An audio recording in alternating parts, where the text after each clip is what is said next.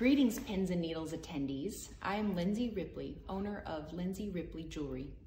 This is my first CraftBoston show, and I'm so excited to be here. It is an honor.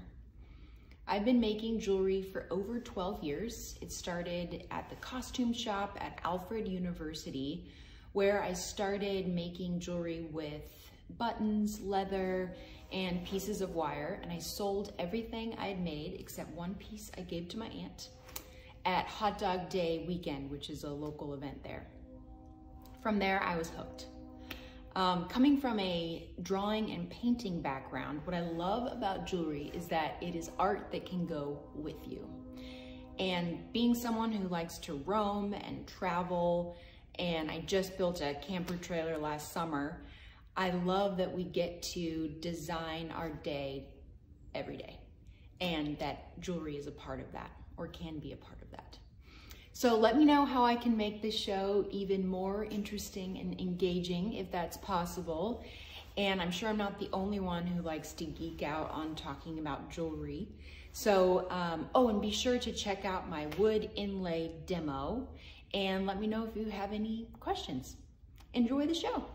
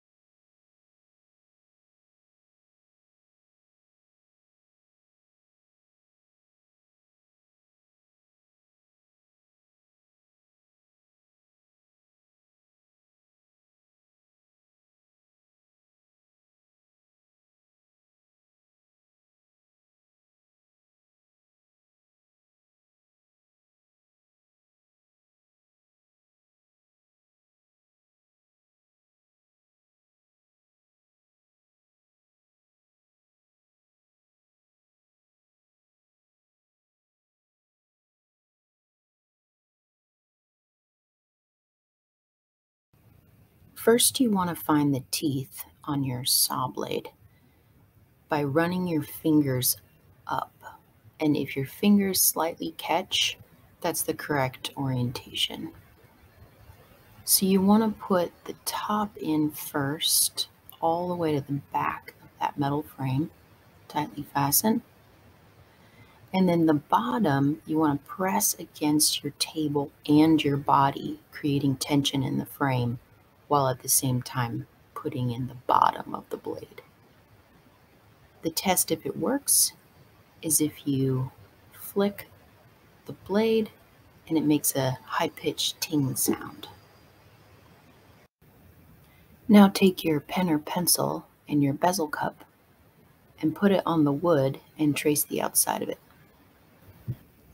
If you can, put the wood on a bench pen, which is what I'm doing here. If not, you can use the edge of a table. When you're sawing, you want to keep your saw frame straight up and down. Gradually rotate the wood as you cut through the line that you traced on previously.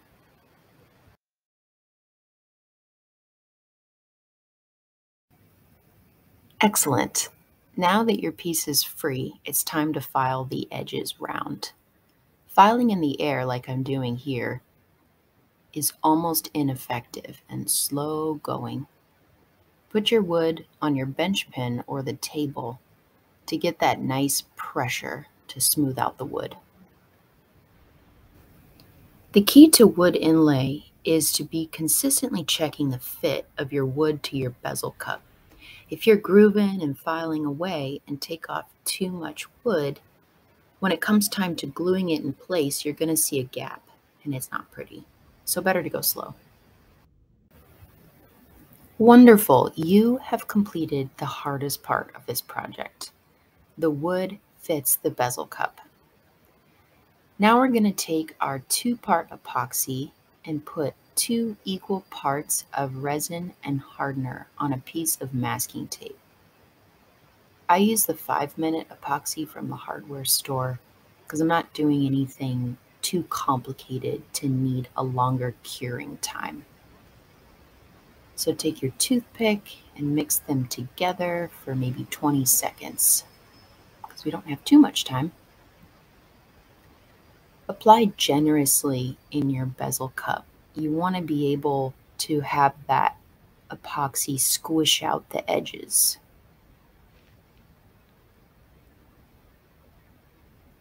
And then put your wood piece in and press it down.